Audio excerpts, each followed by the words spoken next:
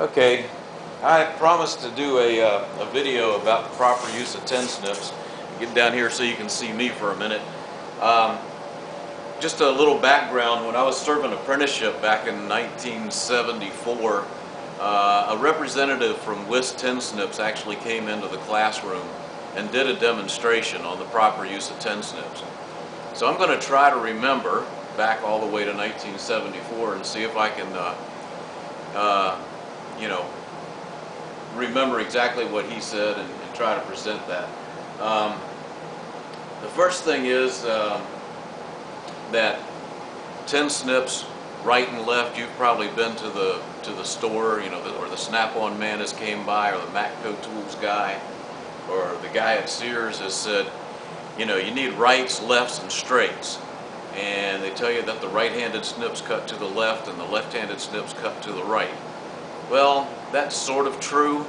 It's not exactly 100% true. The big difference between rights and lefts is which side of the tin snips the waste comes off of. If you look at right hand and left hand, and I got, these are Harbor Freight pieces of junk. But the reason I have these here is just to show the differences in the tin snips. Yellow handles being straight, red handles being right hand, left cut snips, green handle being left hand, right cut snips. And they're termed that way because that's what everybody calls, you know, says that they are. The big difference, as I say, is the way they're designed to come off. I'm going to use the WIS snips because the Harbor Freights actually break with what WIS says. The rights and the lefts are actually designed to be used in your right hand. Doesn't matter which way you're cutting, they're both designed to be used in your right hand.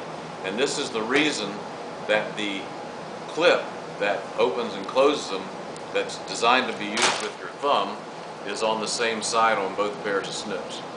So they're designed to be used in the right hand, no matter which way you're cutting. That doesn't mean you can't use these in the left hand, and it doesn't work better that way sometimes, but that's not the design. Straight cut snips are only designed to cut as deep as the jaws. So they're only going to cut an inch deep. These are designed for notching. If you're working in a duck shop and you want to cut a notch that's only an inch deep, like in the corners where you're going to do your drive edges or whatever, these are bench snips that are designed to cut 1 inch deep, and that's it. Your metal is going to go in and it's going to hit right here.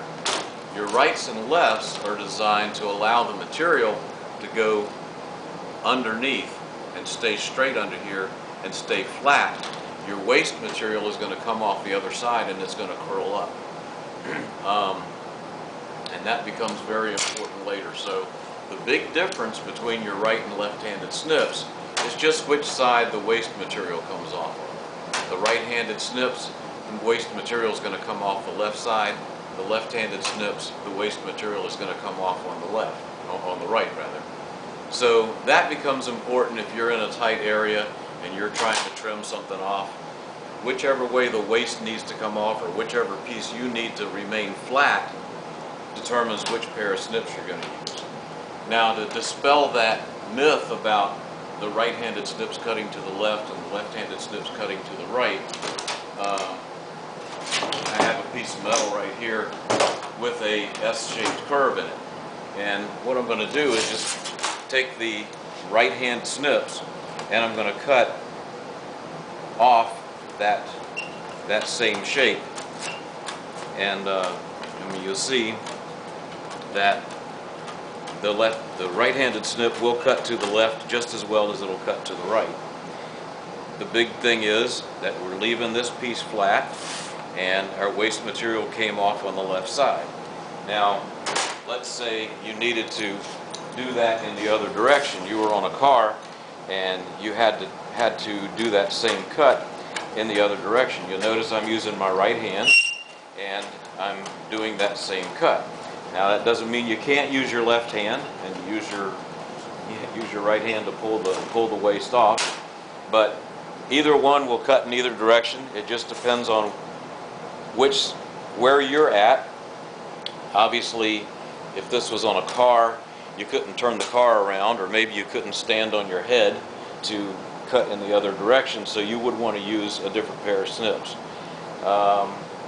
And it's just the advantage of where you happen to be, and again, which side the waste needs to come off of. You notice that this is left perfectly flat. I'm going to talk a little bit about how to do that. The big thing is, a lot of people. All right, I'm going to point out a wrong thing to do. A lot of people, when they're cutting something like this, they're kind of thinking like they're riding on a bicycle, and they want to kind of lean into the turn as they go around here. That's not the proper thing to do. The proper thing is, you notice there's a land on here on the snips, and it's very flat. That land needs to be flat against your material. So I'm going to see if I can hold this up here. So you'll see, rather than have the tin snips straight up or even leaned over in the direction I'm going, you want that land to be flat. So you're actually laid over just a little bit away from your cut. This also allows you to see a line if you've got a line there to cut.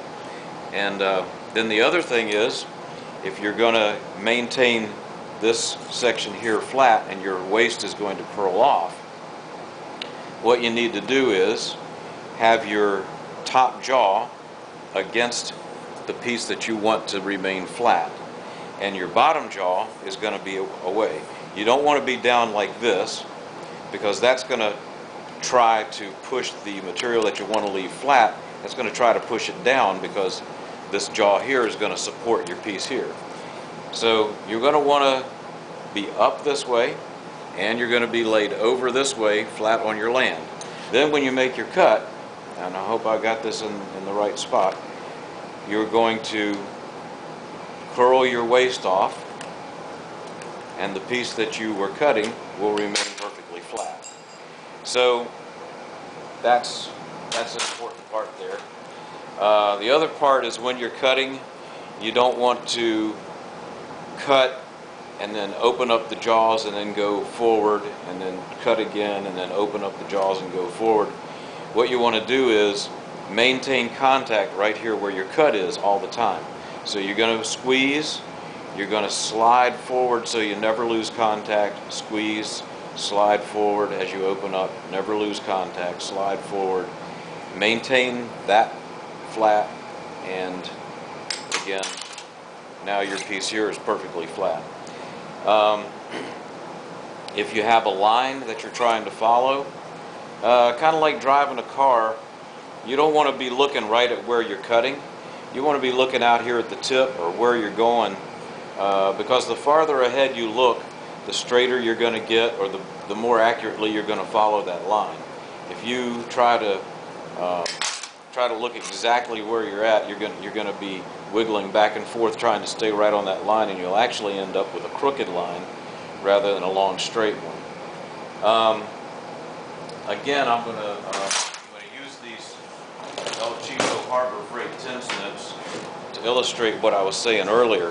When you attempt to cut by leaning over this way, what will happen is it'll actually allow your snips to twist over, and you'll go in here like this, and you'll spring the jaws.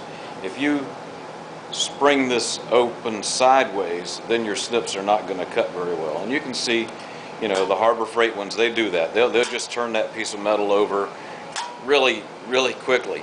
But if you do what I was saying, and you come over here and you hold it over so that you're twisted, you hold everything up straight, even a junk pair will cut, but if you do it wrong, it's going to do this.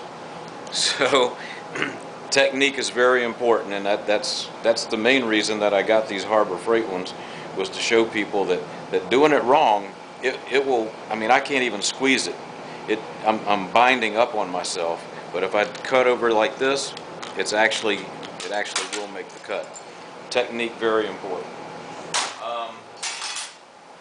Another thing that makes cutting easier, if you're out on a bench uh, and you can do it, a lot of times I'll let the material curl underneath instead of curling up. A lot of times you'll be in a position where you're up like this and your elbows are all twisted and you're reaching over things.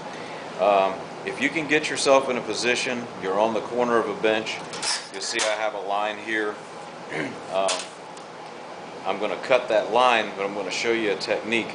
If you turn the tin snips over, and if you reach out like you're going to shake hands with somebody, you'll find that you just end up in this nice natural position with this jaw here perfectly level.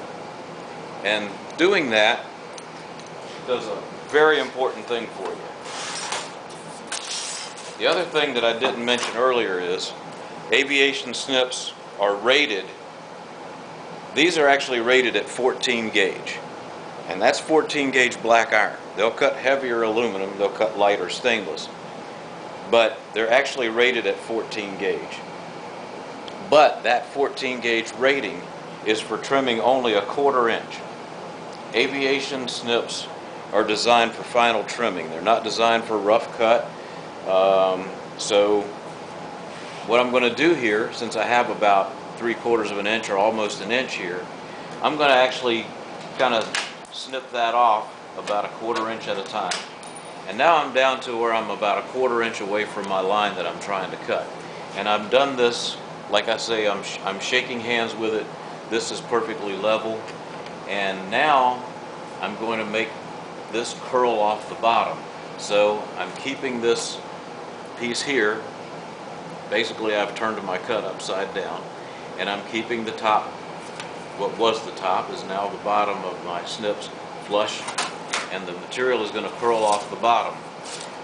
And I'm in such a natural position that I'm just squeezing, and I'm just following around that line, and you can see this going off, this curling off quite naturally. And you're in such a natural position, you're relaxed, you can do this all day long. You can cut, I'll go ahead and cut like this, cut another 1/4 inch off of that trim. And again, I'm maintaining. A lot of people say you can't trim very close. Well, I'm gonna take less than the material thickness right there and just trim that. That's actually curling and cutting off a little piece less than the material thickness of that I'm cutting. So hopefully that helps out a little bit on talking about these things. Again, here's a piece of 16 gauge. I started the cut a little bit earlier, but I figure I'll just show everybody that, like I say, these are rated to cut 14 gauge. That's a piece of 16. And like I say, the rating is deceiving. Now I couldn't cut across the middle of this, but I can trim a 1/4 inch off of it with no problem. But that's the way they're rated. Now, another thing that just illustrates a little more graphically about how the material comes off at different sides of the snips. And even though tin snips are not designed to cut down the middle of a sheet, if you take your rights and your lefts and you walk them across here like this, what you see is a really good illustration about how the waste comes off the different side of the pair of snips. So you can walk across here, and you can go down the middle of a sheet if you need to, and it's not all that tough. And when you're done, your piece that came out of the middle is curled up, and your two pieces that you cut are perfectly flat. You didn't distort anything here. That's perfectly flat the way. And so that's what the snips are designed to do. Final trimming without distorting the piece that you want to save. Your waste, it's waste, so it's going to get curled up and destroyed. Hopefully that clears up a lot of misconceptions. Hopefully it gives you some ideas. Again, if you're if you're working on something that's in a car and you don't want to destroy this shape, you're gonna say you're cutting a curved section out of a car. You need to do the final trim, and you don't want to destroy that curve. Again, you just keep your top jaw flush with the top of what you're cutting. You do your trimming, and the piece that you're going to save is not distorted. It's maintained its shape. You don't have any snake's teeth. This is all very smooth. The piece that you were cutting away is your waist, and it's curled away. What was I wanted to tell you something else, and I don't remember what it was. But hopefully that gives you a good basis understanding of the basics of tin snips and the proper way to use them. Again, final trimming. If you're gonna try to cut something more away, you either need to relieve it. Let's say you want to cut a 2-inch strip off of here. You could go in like this and make little notches, because you're going to waste that piece anyway. And now when you come in, you're going to cut a 1/4 inch away from these notches, and that gives you a relief. And now you can see that that piece curls up with no problem, and you can cut all the way across. That's the part I was going to tell you. So hopefully that shows you a little bit about it. If you tried to do that, if you tried to cut through the middle of this sheet, there's almost no way that you're going to do this, because it's not going to curl up. So you're trying to force it through here. You can't pull up on it enough to really to make this do what it's supposed to do, and your bottom piece is distorted. You can see it's starting to curl down. You're not going to save your bottom piece by doing that. So always give yourself relief. Use a plasma cutter. Use a heavier pair of shears. Use an electric pair of shears. Use an old pair of snips to come in and do this, and then use a good pair to do your final trim, so that you're only curling up a 1/4 inch at a time, because that's the way tin snips are designed to be used. You can see the difference in what we were doing there. Hopefully that clears up a lot. Thanks for watching.